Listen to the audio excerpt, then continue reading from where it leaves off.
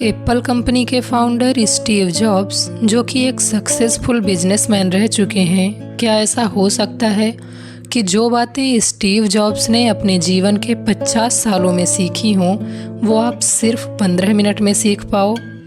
इसका जवाब है हाँ, ऐसा हो सकता है। स्टीव जॉब्स ने स्टैनफोर्ड यूनिवर्सिटी में एक स्पीच दी थी और उसमें उन्होंने अपने जीवन की सबसे बड़ी लर्निंग्स को 15 मिनट में बताया था, 3 कहानियों के माध्यम से। आप में से कितने लोगों ने स्टीव जॉब्स की स्टैनफोर्ड कमेंसमेंट स्पीच सुनी है? कमेंट करके हमें ज़रूर बताना। पर ज़्यादातर लोगों ने ये स्पीच सिर्फ इसलिए नहीं सुनी क्योंकि ये इंग्लिश में है, और ये सुनना आपके लिए इतना बेनिफिशियल हो सकता है कि संदीप महेश्वरी सर ने भी अपनी ऑडियंस से इस स्पीच को सुनने की अपील की थी। तो आज मैं आपको स्टीव जॉब्स की वो स्पीच ट्रांसलेट करके हिंदी में सुना रही हूँ। इसमें सारे शब्द स्टीव जॉब्स के हैं, जिन्हें मैं अपनी आवाज़ देकर आप तक पहुँचाने जा रही हूँ, ताकि आप भी विश्व की सबसे बेहतरीन स्पीच को सुन सकें और उसे अपने जीवन में उतारकर जीवन में बहुत कामयाब बन सकें। तो मन को सारी चिंताओं और बाहरी विचारों से आज़ाद कर दीजिए।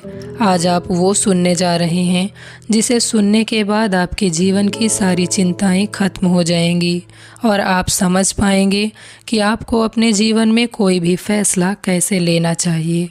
तो बिना किसी देरी के आइए सुनते हैं दुनिया की सबसे शानदार स्पीच। धन्यवाद।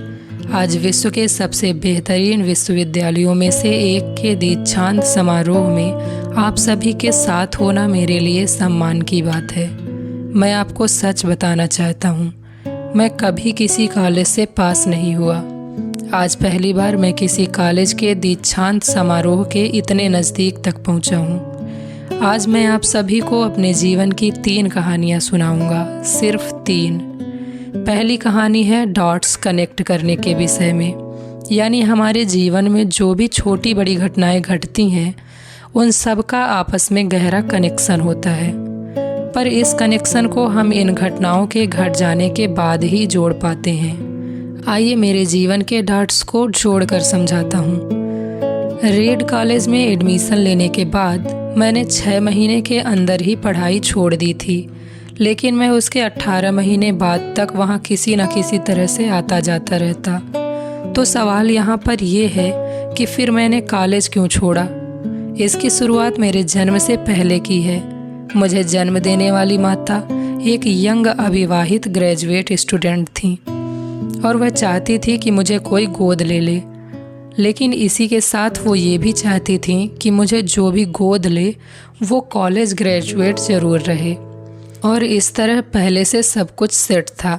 मैं एक वकील और उसकी पत्नी के द्वारा अडॉप्ट किया जाने वाला था, लेकिन जैसे ही मैं इस दुनिया में आया, लास्ट मिनट में उन्होंने अचानक अपना मन बदल लिया और उन्होंने कहा कि उन्हें तो एक लड़की चाहिए थी। पर मुझे जन्म देने वाली माँ ने पहले से ही मेरे वर्तमान माता पिता को वेटिंग लिस्ट में रखा हुआ था। एक जगह से मना हो जाने के बाद मेरी जन्म देने वाली माता ने आधी रात को मेरे वर्तमान माता पिता को फ़ोन करके बताया कि हमारे पास एक बेबी बॉय है, क्या आप उसे गोद लेना चाहेंगे? और उन्होंने तुरंत हाँ कर दी। लेकिन बाद में मेरी जन्म देने वाली माता को पता चला कि जिन्होंने मुझे गोद लिया है वह ग्रेजुएट नहीं है और पिता तो हाई स्कूल पास भी नहीं है, इसलिए उन्होंने अंतिम अडॉप्शन पेपर पर साइन करने से मना कर दिया। लेकिन सिर्फ कुछ ही महीने बाद मेरे होने वाले माता पिता ने मेरी माँ को वचन दिया कि हम इसे कॉलेज ज़रूर भेजेंगे, और इस वजह से मेरी माता मान गई। फिर मुझे अडॉप्ट कर लिया गया और कुछ इस तरह मेरी ज़िंदगी की शुरुआत हुई। और 17 वर्ष के बाद मैं कॉलेज गया, लेकिन गलती से मैंने स्टैनफोर्ड जैसा ही एक महंगा कॉलेज चुन लिया। मेरे वर्किंग माता पिता की सारी पूंजी पढ़ाई में खर्च होने लगी और 6 महीने के बाद भी मुझे इस पढ़ाई का कोई महत्व दिखाई नहीं दे रहा था। मुझे कोई आइडिया नहीं था कि मैं अपनी ज़िंदगी में क्या करना चाहता हूँ। मैं अपने आप से पूछता था कि किस तरीके से कॉलेज मेरी मदद करेगा अपनी ज़िंदगी में कुछ करने के लिए, और जवाब कुछ भी नहीं मिलता था। और यहाँ पर मैं अपने माता पिता की जीवन भर की पूंजी पढ़ाई में खर्च करता जा रहा था और इसीलिए मैंने कॉलेज ड्रॉप आउट करने का डिसीज़न लिया और यही सोचा कि जो होगा अच्छा होगा।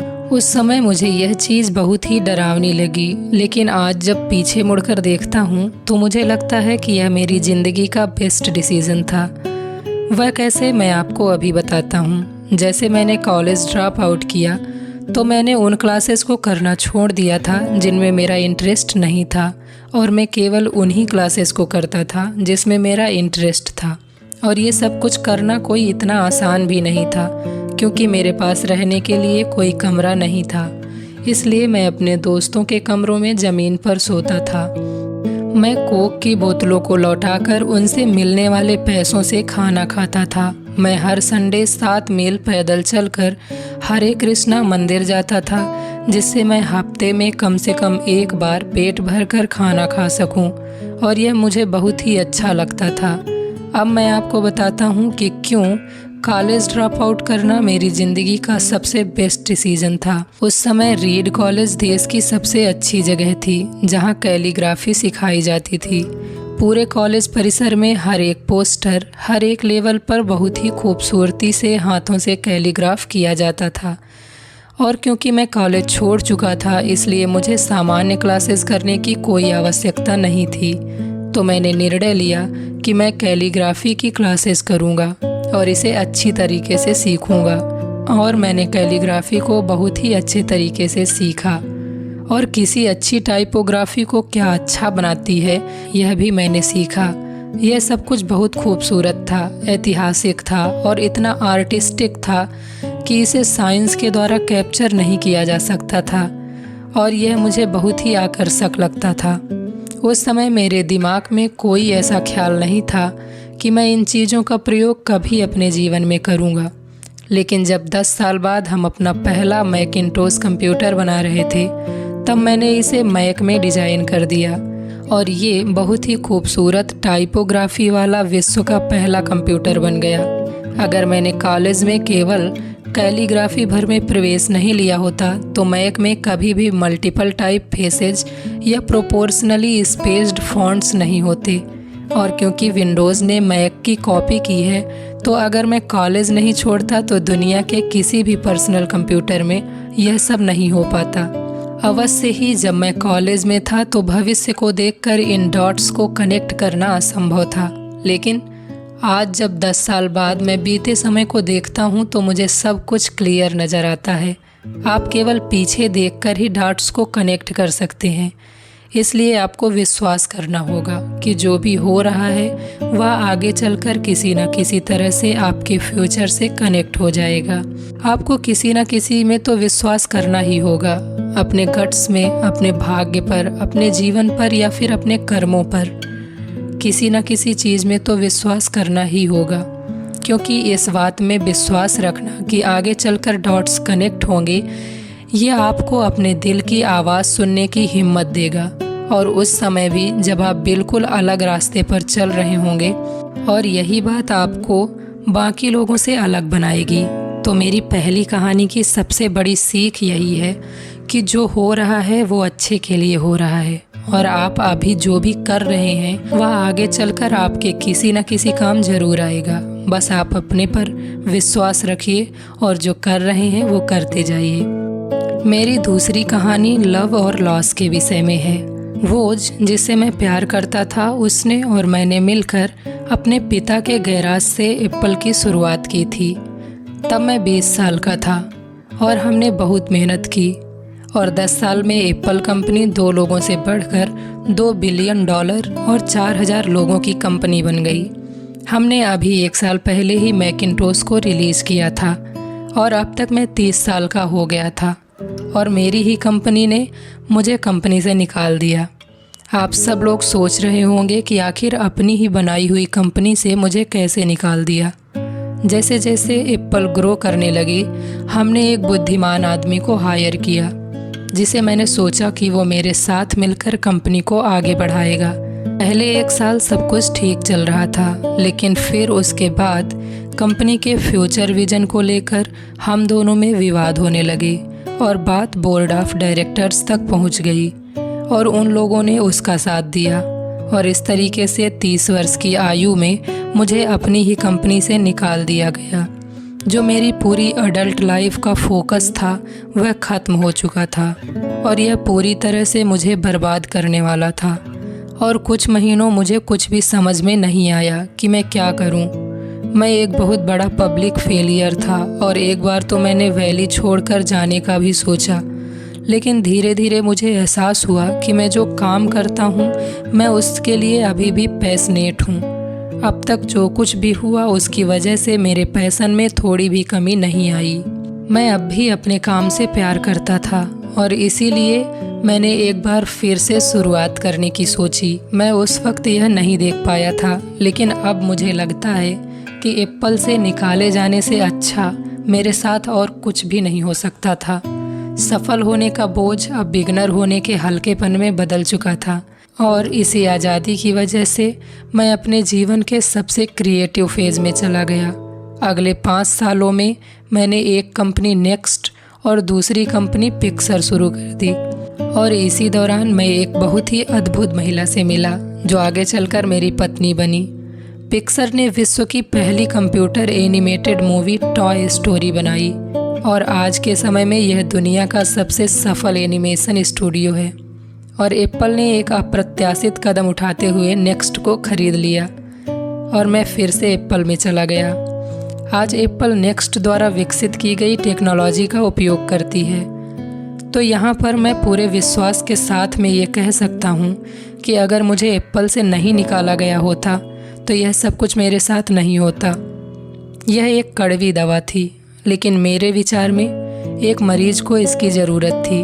कभी कभी ज़िंदगी आपको इस तरह की ठोकर मारती है, लेकिन आप विश्वास मत खोइए।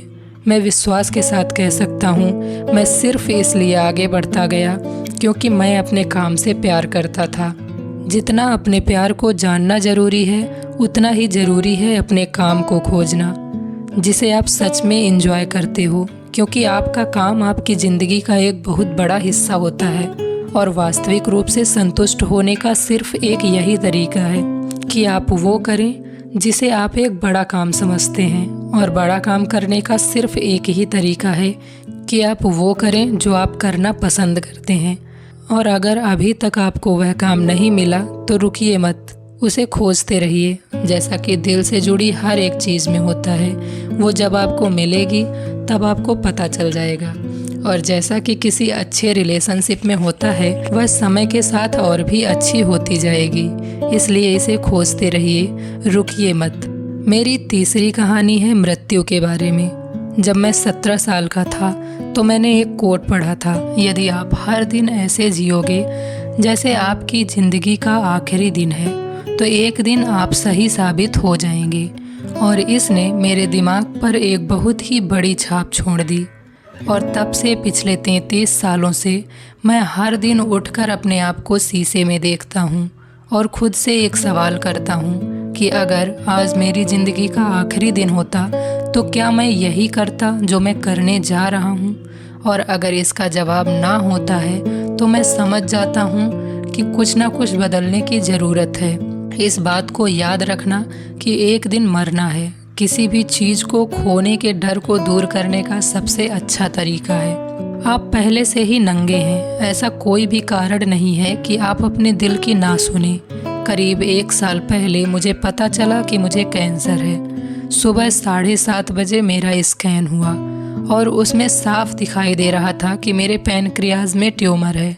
और सच कहूँ तो मुझे ये भी नहीं पता था कि पैनक्रियाज क्या होता है।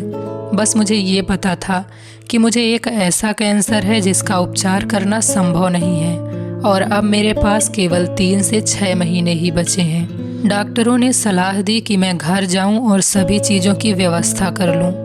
यानी कि डॉक्टर की भाषा में इसका मतलब था कि आप मरने की तैयारी कर लीजिए। बहुत कुछ होने के बाद अंत में मेरी सर्जरी हुई और सौभाग्य से मैं अब बिल्कुल ठीक हूँ। मौत के इतने करीब मैं पहले कभी भी नहीं पहुँचा था और उम्मीद करता हूँ कि आने वाले कुछ समय तक पहुँचूँ भी ना।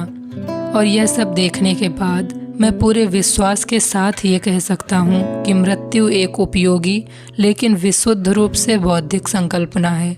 कोई भी मरना नहीं चाहता, यहाँ तक कि वो लोग जो स्वर्ग जाना चाहते हैं वो भी वहाँ जाने के लिए मरना नहीं चाहते। मृत्यु ही वह स्थान है जहाँ पर हम सभी लोग जाते हैं। आज तक कोई भी उससे बचा नहीं है और ऐसा होना ही चाहिए, क्योंकि इस जीवन का एकमात्र सबसे बड़ा आविष्कार है मृत्यु। यह जिंदगी को बदलती है, पुराने को समाप्त करने का रास्ता खोलती है और इस समय पर आप सभी लोग नए हैं। कुछ ही दिनों में आप सभी लोग पुराने हो जाओगे और रास्ते से साफ हो जाओगे। इतना ज़्यादा नाटकीय होने के लिए मैं आपसे माफ़ी चाहता हूँ, लेकिन यही सच्चाई है। आपका समय बिल्कुल सीमित है, इसलिए इसे किसी और की ज़िंदगी जीकर व्यर्थ मत कीजिए। बेकार की किसी सोच में मत फंसिए। अपने जीवन को दूसरों के हिसाब से मत चलाइए। औरों के विचारों के शोर में अपने अंदर की आवाज़ को मत दबाइए। और सबसे महत्वपूर्ण यह है कि आप अपने दिल और सहज बुद्धि की बात सुनने का साहस रखें, क्योंकि वह पहले से ही जानते हैं कि तुम वास्तव में क्या बनना चाहते हो। तो पहले अपने दिल की आवाज़ सुने, बाकी सारी चीज़ें सेकेंडरी हैं। और अंत में मैं यही कहना चाहूँगा, स्टे हंग्री स्टे फूलिश, यानी भूखे रहिए और मूर्ख रहिए। मैं हमेशा अपने लिए यही मांगता रहा हूँ और आज जब आप सभी लोग यहाँ से ग्रेजुएट हो रहे हैं तो मैं आप सभी के लिए भी यही विश करता हूँ, स्टे हंग्री स्टे फूलिश, यानी भूखे रहिए और मूर्ख रहिए। भूखे यानी कि कुछ करने की भूख आपके अंदर होनी चाहिए, और मूर्ख रहो क्योंकि मूर्ख रहकर ही आप कुछ सीख पाओगे। अगर आपको ये लगता है कि आप पहले से ही सब कुछ जानते हैं तो आप कुछ भी सीख नहीं सकते। तो स्टे हंग्री स्टे फूलिश। तो दोस्तों, अगर वीडियो आपको पसंद आया तो वीडियो को लाइक कर देना, और अगर चैनल पर नए आए हो तो चैनल को सब्सक्राइब कर लेना। मिलते हैं नेक्स्ट वीडियो में, तब तक के लिए बाय बाय दोस्तों।